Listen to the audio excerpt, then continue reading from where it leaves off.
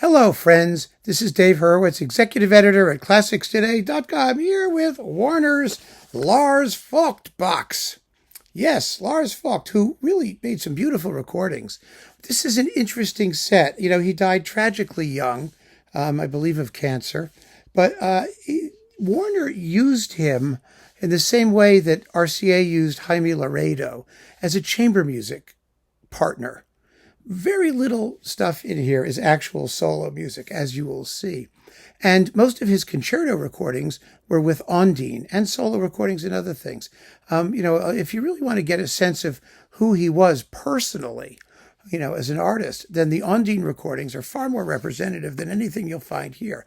On the other hand, this really is a terrific box of chamber music, and it would kind of be nice if they'd, instead of just calling it the Complete Warner Classics Edition, they could have called it, Lars Vogt and Friends, or in company, or something to give a sense of what you really have here, because we have 27 discs that we will go through individually, and you'll see exactly what I'm talking about. They're all original jackets and things like that. Of course, you don't know what's on these things because you get a little booklet that tells us virtually nothing. And then we have to take all of these things out. Here they are. And look at the back of each tray card to see what was actually there, or we could read the teeny, teeny, tiny print on the back of the box. But let's just eek. All right, let's just get started. I mean, most of this is really good because most chamber music performances these days are very good. We have incredibly gifted players doing wonderful things. So it's what's not to love. Beethoven. All right, we have the 32 variations in C minor, the Piano Sonata number 5, Opus 10 number 1, and number 32 in C minor. This was recorded in 1995, and it's quite good. I mean, what do you expect? I mean, there will be people who have a nervous breakdown whenever something doesn't go the way they wanted to, but he certainly knew how to play Beethoven, and it's beautiful. I actually like the variations a lot in this performance, I have to tell you. It's a wonderful work anyway. Then we've got, here we go. We've got, let's see, some concerto stuff and some horn stuff. It's a strange collection. It's with Mary Louise Neunecker horn. And you've got Beethoven's Horn Sonata in F major, Opus 17, Schumann's Adagio and Allegro, Hindemith's Alto Horn Sonata in E flat. That's actually a rather fun piece, by the way. It's kind of charming and pleasant. And we have Volker David Kirchner's Tre Poemi for horn and piano and things, presumably. And let's see, what else do we have here? Oh, Beethoven's first piano concerto with Simon Rattle in the city of Birmingham. I mean, it's the first piano concerto. Does anyone mess up the first piano concerto? He sure doesn't. Beethoven, first piano concerto. Oh, you get it twice. And the second piano concerto. Does anyone mess up the second piano concerto? He sure doesn't. So that's fine. Then we've got Brahms, Piano Sonata number 1, Piano Sonata number 2, Scherzo for piano in E-flat minor, Opus 4. That's a big work. That's fun. If you don't know Brahms' E-flat minor thing, E-flat minor Scherzo, Opus 4, then you owe yourself a treat. And again, these are fine, beefy, intelligent performances that hold their own quite well. Brahms' Piano Sonata number 3 and the 4 ballades, also very good. It's nice that somebody's doing this music. I mean, at that time, now there are many more people doing Brahms piano music, but remember, we've had like a festival of it. But back in, what was this, 1998, there were many, many fewer Brahms piano sonata cycles, and everybody was still hanging on to, who was it, Julius Katchen, I think, for your basic Brahms stuff. Brahms, 3 intermezzi, 6 Stücke, 4 Stücke, Opus 1, Opus 117, 118, 119. Boy, these have been recorded like by the dozen in the past few years. And they're good. I mean, they're good. I went through my Brahms intermezzi and short piano piece, orgy like 3 years ago, because there were all those recordings coming out. They were all really, really fine. So it's music that people tend to do well. I mean, they really do. Brahms violin sonatas with Christian Tetzlaff. These are live. I'm not a fan of this. I am not. I think Tetzlaff is somewhat mannered, and the two of them, maybe because it's live, I don't know. I don't think the performances are as affecting as they need to be, but Tetzlaff particularly is, I think, a little problematic there. He tends to go like crazy. Anyway, that's me. Brahms and Schumann. Works for cello and piano. The usual things. The Schumann Fantasiastücke, Opus 73, and the Three Romances, Opus 94. It's late Schumann. It's beautiful stuff. The two Brahms cello sonatas and Brahms Wie Melodien zieht es mir. And then Applause. It's live. It's Vogt and Boris Pergamenchikov doing a very good job with them. That's much better than Tetzlaff doing his stuff. Then we've got more Brahms chamber music, the clarinet sonatas. Well, this is all the stuff with Sabine Meyer, and it was well received when it came out, and it's quite good. This was from 2001. So there's and the Berg Adagio, second movement from the chamber concerto, arranged by the composer for violin, clarinet, and piano. Who's the violinist? Oh, Tetzlaff again, pardon me. And Diemut Schneider is the other clarinetist. And they're very, very fine performances. They really are. Haydn Trio for flute, cello, piano in G major. Oh, it's charming. What's not to love? And the Brahms Piano Trio No. 1. Actually, this is really a nice disc. The Haydn makes a lovely introduction to the Brahms, and the Brahms Trio is with, Vogt and Tanya Tetzlaff and Christian Tetzlaff, the Tetzlaffs, and Pergamenchikov. And they all play very well. They know what they're doing. But see what I mean? It's aside from those initial things, it's all chamber music, mostly with Tetzlaff and his crew. Brahms piano quartets 1 and 2. I mean, these are live, by the way. These recordings, also from 2001, with Julia Fischer. Oh, okay, Tatiana Mazurenko and Gustav Revinius, and like lots of other people, Pergamenchikov and Kim Kashkashian is the violist, and Antje Weithas is the other violinist. So it's the piano quartets 1 and 3, and number 2 is right here. Yes, here's number 2, and you also get the Carnival of the Animals, which goes so well with the Brahms piano quartets, don't you think? It's an 80-minute CD. This is 73. They're very well filled. And Mio's Scaramouche, suite for 2 pianos.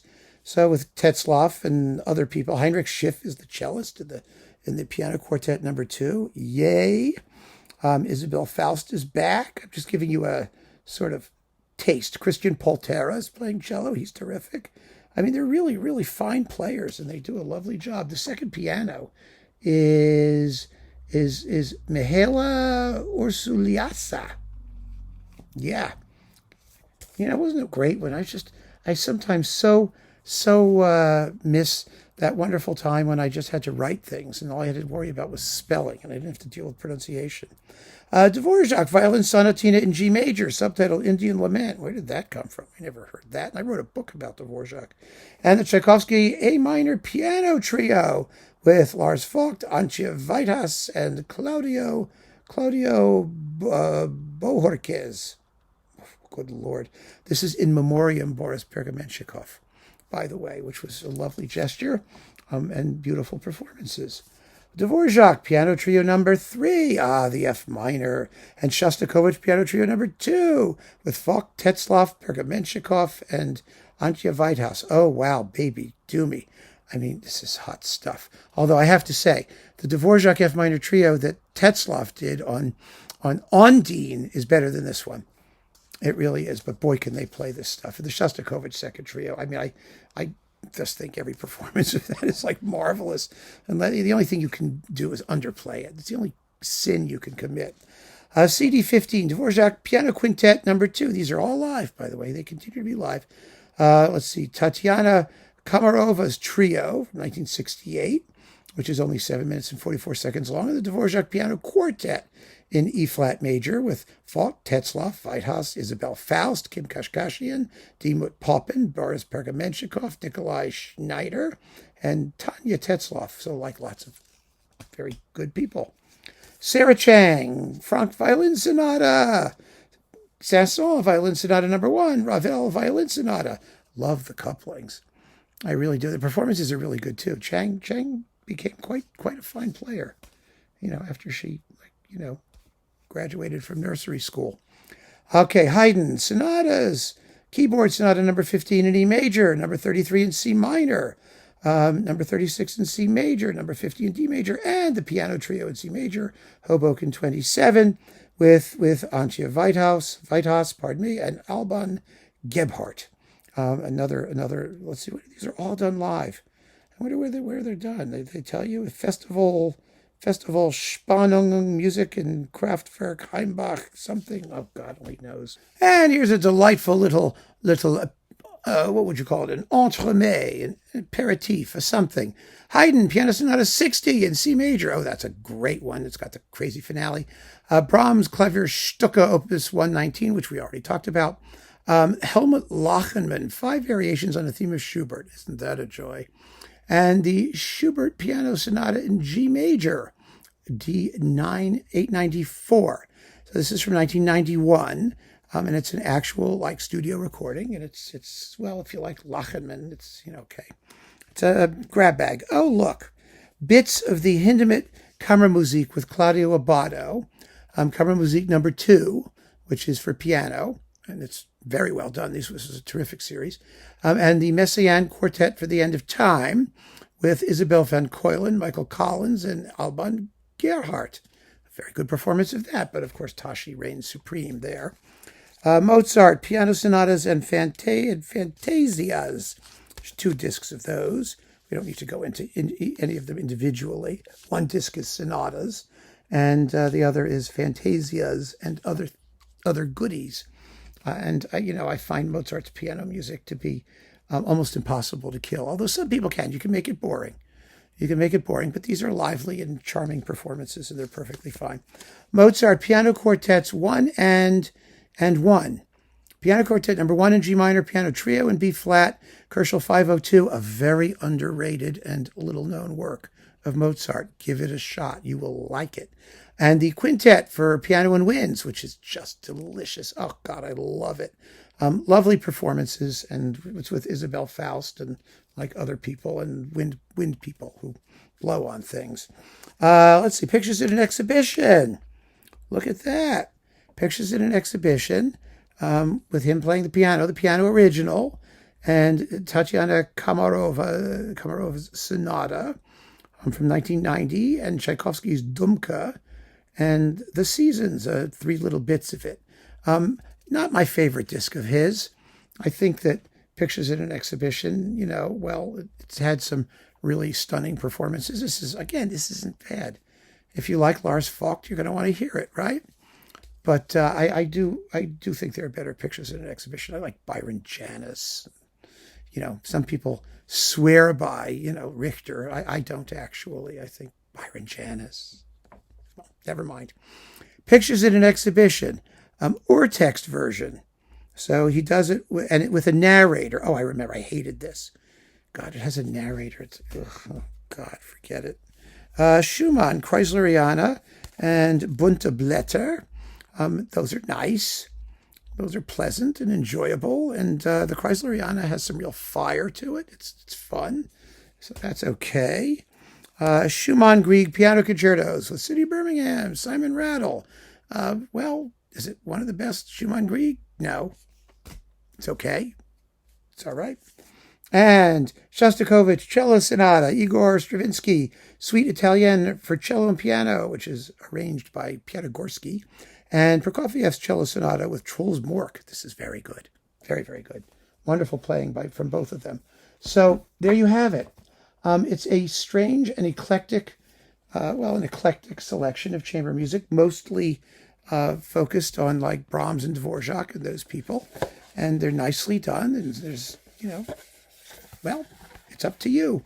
I like him. I like him very much. He's a very sensitive partner. There is no point, really, where you can say that his playing is unidiomatic or inappropriate or not, excellently partnering his companions. Some of the stuff is good. Some of the stuff is less so. But there's not a lot of solo work here. There really isn't. The concertos, there's so many of them. And they're very good. Are they the last word in distinctiveness, like the Grieg Schumann? No. But on the other hand, they're quite enjoyable as they stand. So there's probably very little in here that you're going to dislike. But it may not be the most exciting thing in the universe. And if the repertoire is what you're looking for, then by all means, get it. It's going to be just fine. So keep on listening, friends. Thanks for joining me. Take care.